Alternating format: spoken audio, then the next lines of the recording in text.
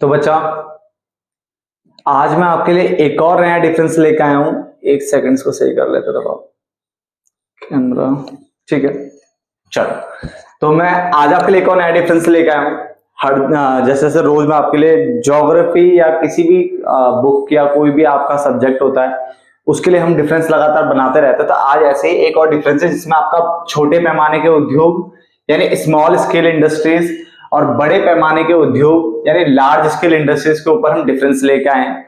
और ये डिफरेंस भी हम यही वीडियो में ही याद करवा देंगे आपको। जैसे हर किसी डिफरेंस को बार बार रिपीट करके आपको यहीं पे समझा देते हैं अच्छे से। तकरीबन में जो पॉइंट्स मैं आपको देने वाला हूँ 1 2 3 4 5 6 7 8 पॉइंट मैंने आपके लिए लिखे हैं। ठीक है, आप 8 के 8 नोट डाउन कर लेना, फिर उसके बाद और साथ में समझ भी लेना। उसके बाद आप पेपर में जो भी आपको 3 या 4 पॉइंट या 5 पॉइंट जो भी आपको लिखने वो इसमें से आराम से आप लिख सकते हो। बहुत आसान सा डिफरेंस है। स्टार्ट करते हैं इस डिफरेंस को। देखो, सबसे पहले हमारे पास है परिभाषा।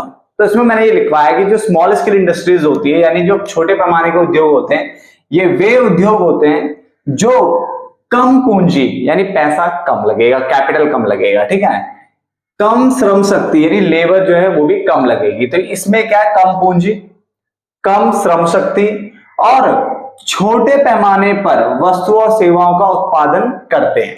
तो यहाँ पे क्या होता है, ये वे उद्योग होते हैं जहां पे कम पूंजी की आवश्यकता होती है, कम श्रम शक्ति लगती है और यहाँ पे जो उत्पादन होता है ना वो छोटे पैमाने पर होता है, यहाँ पे वस्तुओं सेवाओं का उत्पादन।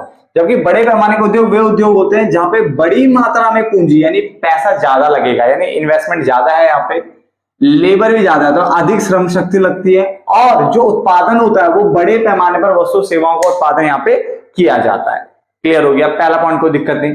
पॉइंट नंबर 2, उत्पादन की बात करें तो इसके अंतर्गत सीमित यानी कम मात्रा में उत्पादन किया जाता है। इसके अंतर्गत सीमित यानी कम मात्रा में यहाँ पे क्या होता है, उत्पादन किया जाता है। जबकि इसके अंतर्गत अधिक यानी बड़े पैमाने पर, ठीक है, ऐसे पढ़ सकते हो, इसके अंदर अधिक मात्रा में उत्पादन किया जाता है या फिर इसके अंतर्गत बड़े पैमाने पर उत्पादन किया जाता है। तो 2 पॉइंट में तो किसी को कोई दिक्कत नहीं होनी चाहिए। पहला क्या बोला, ये वे उद्योग होते हैं जिसमें कम पूंजी लगती है, श्रम शक्ति भी कम लगती है और जो वस्तु सेवाओं का उत्पादन है वो छोटे पैमाने पर होता है। ठीक है ना? जबकि अगर हम आप बात करें तो ये वे उद्योग होते हैं जो बड़ी मात्रा में पूंजी, जहां पे बड़ी मात्रा में पूंजी लगती है, श्रम शक्ति भी यहाँ पे अधिक लगती है और वस्तु सेवाओं का उत्पादन बड़े पैमाने पर होता है, यानी लार्ज स्केल पर होता है, यहाँ पे स्मॉल स्केल पर होता है। क्लियर है? उत्पादन, इसके अंतर्गत जो उत्पादन है वो सीमित मात्रा में होता है यानी कम मात्रा में किया जाता है, जबकि इसके अंदर जो उत्पादन होता है वो अधिक मात्रा में किया जाता है यानी बड़े पैमाने पर किया जाता है। क्लियर है? बाकी बचे 6 पॉइंट्स। क्लियर? कच्चा माल और पूंजी यानी रॉ मटेरियल एंड कैपिटल की अगर हम बात करें तो इसके अंतर्गत अधिक मात्रा में कच्चा माल लगता है। ठीक है ना? तो सॉरी, उल्टा बोल दिया, इसके अंतर्गत अधिक मात्रा में कच्चे माल की जरूरत नहीं है, क्योंकि भाई बड़े वाले में ज्यादा चाहिए होगा, छोटे वाले में कम चाहिए होगा, सीधी बात है ना। तो इसके अंतर्गत अधिक मात्रा में कच्चा माल और पूंजी यानी जो कैपिटल चाहिए, इन्वेस्टमेंट जो चाहिए, ठीक है, उसकी आवश्यकता नहीं होती है। इसके अंतर्गत इस उद्योग में अधिक मात्रा में कच्चे माल तथा पूंजी की आवश्यकता नहीं होती है, जबकि इस उद्योग में अधिक मात्रा में कच्चे माल तथा पूंजी की आवश्यकता होती है। तो अंडरलाइन करना, यहाँ पे नहीं होती है और यहाँ पे करना सिर्फ होती है, बस इतना ही करना। पॉइंट नंबर 4, आधार। ये उद्योग विकासशील देशों के विकास का आधार होते हैं, जबकि ये उद्योग विकसित हैं, जो डेवलप्ड जो आपके नेशन है, ठीक है, कंट्रीज है, उनके विकास का आधार होते हैं। तो 2 पॉइंट ऑलरेडी रिपीट कर दिए थे मैंने, अगले 2 पॉइंट में दोबारा रिपीट करो, नीचे वाले 2 देखना। कच्चा माल और पूंजी, इस उद्योग में अधिक मात्रा में कच्चा माल तथा पूंजी की आवश्यकता नहीं होती है, जबकि इस उद्योग में अधिक मात्रा में कच्चे माल तथा पूंजी निवेश की आवश्यकता होती है, यानी कैपिटल को इन्वेस्ट करने, पैसा इन्वेस्ट करने की आवश्यकता होती है। आधार, ये उद्योग विकासशील जो डेवलपिंग कंट्रीज है उनके विकास का आधार है, जबकि ये उद्योग विकसित देशों के विकास का आधार होते हैं। क्लियर हो गया? तकनीक की बात करें, इसके अंदर जो तकनीक होती है वो सरल है बट कम उन्नत होती है, यानी कम बेहतर। ठीक है, तकनीक का उपयोग किया जाता है, इसके अंतर्गत सरल तथा कम उन्नत मतलब कम बेहतर तकनीक का उपयोग किया जाता है, जबकि इसके अंतर्गत उन्नत और आधुनिक तकनीक का, बिल्कुल मॉडर्न लेटेस्ट टेक्नोलॉजी का यहाँ पे यूज किया जाता है। देखा गया होगा आपने, ठीक है, देखा भी होगा आपने। गुणवत्ता की अगर हम बात करें तो इसमें उत्पादित वस्तुओं की गुणवत्ता पर कोई विशेष ध्यान नहीं दिया जाता, जबकि इसमें उत्पादित वस्तुओं की गुणवत्ता पर पूरा ध्यान दिया जाता है। ठीक है, तो पहले 4 पॉइंट्स में आपको रिपीट करके समझा भी चुका हूं, ठीक है ना। बट जो अगले 2 पॉइंट है कौन कौन से बेटा, तकनीक और गुणवत्ता, इसको देख लेते हैं एक बार। इसके अंतर्गत सरल और उन्नत, जो उन्नत भी कैसी होगी, कम उन्नत, तो इसके अंतर्गत सरल और कम उन्नत यानी कम बेहतर तकनीक का उपयोग किया जाता है, जबकि इसके अंतर्गत उन्नत और आधुनिक यानी बिल्कुल लेटेस्ट टेक्नोलॉजी, बहुत ही बेहतर और लेटेस्ट टेक्नोलॉजी, मॉडर्न टेक्नोलॉजी का यहाँ पे उपयोग किया जाता है। गुणवत्ता मैंने कहा तो इसमें उत्पादित वस्तुओं की गुणवत्ता पर कोई विशेष ध्यान नहीं दिया जाता, बट इसमें जो उत्पादित वस्तुओं की गुणवत्ता पर गुणवत्ता का पूरा ध्यान रखा जाता है, ठीक है, क्वालिटी का ध्यान रखेंगे। लचीलापन, बेटा इंग्लिश में लिख लो यहाँ पे फ्लेक्सिबिलिटी, लचीलापन को कहते हैं फ्लेक्सिबिलिटी, क्लियर है। तो इस उद्योग, ये उद्योग जो होता है ना अधिक लचीले होते हैं, ये फ्लेक्सिबल है, मोर फ्लेक्सिबल है, आप कहीं पे भी इसको ओपन कर सकते हो, ठीक है ना। ये बहुत बढ़िया उद्योग होता है, ठीक है ना, और ज्यादातर ये श्रम प्रधान तकनीक पे चलता है, ठीक है, बहुत बता दूंगा मैं, पहले इसको लिख लो।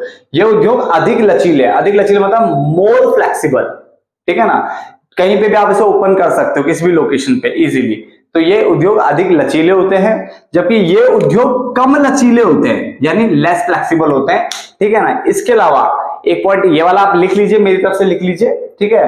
तकनीक में लिख सकते हो एक पॉइंट और कि ये जो यूज करते हैं ना, ये श्रम प्रधान तकनीक को ज्यादा यूज करते हैं। श्रम प्रधान तकनीक वहां होता है जहां श्रम की जो यूज होता है, श्रम का उपयोग है ज्यादा होता है, किससे, पूंजी से। तो ये श्रम प्रधान तकनीक का उपयोग करते हैं, किसका उपयोग करते हैं, श्रम प्रधान तकनीक का उपयोग करते हैं ज्यादा, जबकि ये पूंजी प्रधान तकनीक का उपयोग करते हैं। यहाँ पे श्रम का उपयोग कम होता है, पूंजी का उपयोग ज्यादा होता है। पूंजी में आपका पैसा, मशीनें वशीनें, इनका भी ज्यादा होता है। तो श्रम का उपयोग यहाँ पे कम है, पूंजी का उपयोग ज्यादा है। यहाँ पे श्रम का उपयोग ज्यादा है और पूंजी का उपयोग कम है, ये लिख लीजिए जो मैंने बोला है। चाहे नहीं सुना तो रिपीट वापस करिए, पीछे प्रीवियस थोड़ा पीछे कर दीजिए, बैकवर्ड करिए और वहां से इसको फिर देखिए मैंने क्या बोला है, उसको नोट डाउन कर लीजिए, काम आएगा आपके, ठीक है ना। उसके अलावा लास्ट पॉइंट, प्रबंधन प्रणाली यानी मैनेजमेंट सिस्टम की बात कर लेते हैं, मैनेज करने के सिस्टम की बात कर लेते हैं। तो यहाँ पे बिल्कुल साधारण सा रहेगा और सीमित, ठीक है, प्रबंधन प्रणाली होती है, कुछ खास तरीके से यहाँ पे नहीं होगा, ऑर्गेनाइज तरीके से नहीं किया जाता है यहाँ पे चीजों को। तो साधारण रहेगी बिल्कुल, प्रबंधन यानी मैनेजमेंट का जो तरीका होगा मैनेज करने का साधारण सा रहेगा, सीमित रहेगा, ठीक है ना। जबकि ये बहुत ही बड़े बड़े उद्योग हैं, तो यहाँ पे जो होगा ना प्रोफेशनल टाइप के लोग, यानी बिल्कुल प्रोफेशनल वे में यहाँ पे मैनेज किया जाता है, संगठित प्रबंधन किया जाता है। संगठित मतलब ऑर्गेनाइज्ड, बिल्कुल ऑर्गेनाइज तरीके से, प्रॉपर रूल्स रेगुलेशन फॉलो किए जाएंगे यहाँ पे तरीके से। यहाँ पे थोड़ा साधारण टाइप का रहता है, सीमित नहीं, कुछ हल्का फुल्के लेवल तक आपको मैनेजमेंट देखने को मिलेगा, जबकि यहाँ पे पेशेवर होंगे बिल्कुल प्रोफेशनल टाइप के, और ऑर्गेनाइज्ड यहाँ पे मैनेजमेंट देखने को मिलता है। क्लियर हो गया, मैं रिपीट कर रहा हूं जो मैंने पॉइंट अभी बोला, तकनीक वाला याद रखना, मैं दोबारा बोल देता हूं एक बार और। यहाँ पे श्रम का उपयोग ज्यादा होता है, पूंजी का उपयोग कम होता है, क्योंकि श्रम प्रधान तकनीक का उपयोग करते हैं, श्रम का उपयोग ज्यादा, पूंजी का उपयोग कम। ये वाला पूंजी प्रधान तकनीक का उपयोग करते हैं, तो इसका मतलब पूंजी का उपयोग ज्यादा होगा, श्रम का उपयोग यहाँ पे क्या होगा, कम होगा। ये डिफरेंस मैंने आपका खत्म कर दिया, ठीक है ना। मैं बैक टू बैक डिफरेंसेस लेके आ रहा हूँ, ठीक है ना। अगर आप मेरे चैनल पे देखोगे ना तो आपको तकरीबन 200 के आसपास डिफरेंस दिखेंगे। सोचो 200 टॉपिक मैंने खत्म कर दिया है आपके लिए, ठीक है ना। और भी आगे बनाता रहूंगा, जैसे जैसे मुझे समझ में आएगा कि ये डिफरेंस बना देना चाहिए, चाहे वो छोटा हो बड़ा हो, सब यही मिलना चाहिए आपको, ठीक है ना। नोट डाउन कर लो, मिलेंगे नेक्स्ट वीडियो में, तब तक के लिए धन्यवाद।